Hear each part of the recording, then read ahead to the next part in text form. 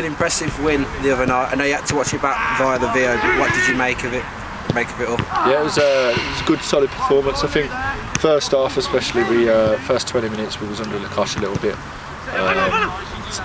and emotions were high. I think in the first 20 minutes, but as soon as we started to settle, got the first goal, come a little bit less challenging for us. And I think that's not about disrespecting Inkberrow, whatever, but that's just ourselves. We started doing things which wasn't really us, and then eventually we got down to doing what we're good at, and then obviously we come away with the win, which was very good. Disappointing to lose the clean sheet at the end, but other than that, it was a good, resolute performance, especially away from home to a tough side. It's obviously 3 wins in a row now since the Bedworth draw. But what else do you think we can improve on going forward? Going forward, especially our final third, being a little bit more ruthless.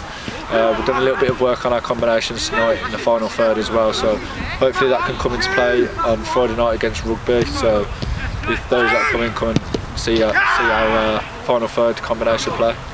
I thought the overall performance was probably the best I've seen all season. I mean, I know it's weird to say considering we beat Rugby Town and Stratford 7 and 8-0 respectively, but that's sort of the platform we need to build on now, and take that as it comes each week. Yeah, definitely. We had a togetherness about us again, and doing the nitty-gritty stuff, defending, blocks on the line, blocks on the edge of the box and whatever, and we celebrated everything. So getting back to our old selves, how we were last year, it's good to see all the lads bonding together and being there for one another.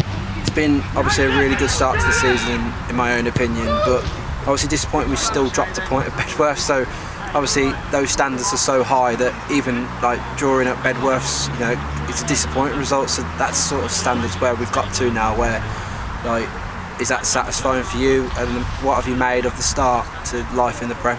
Yeah, it's really satisfying. I think now it's, including last season, and as long as we've been together, it's been 20 games now where we've in 90 minutes been unbeaten. I think it's around that mark, so that's really satisfying. And obviously it just comes from on the training ground, so we're obviously training tonight, and a lot of work we've done tonight is making sure we're hard to beat, and obviously going forward we're able to be ruthless and clinical and stuff like that, so really satisfying. Unbeaten in the Prem as well.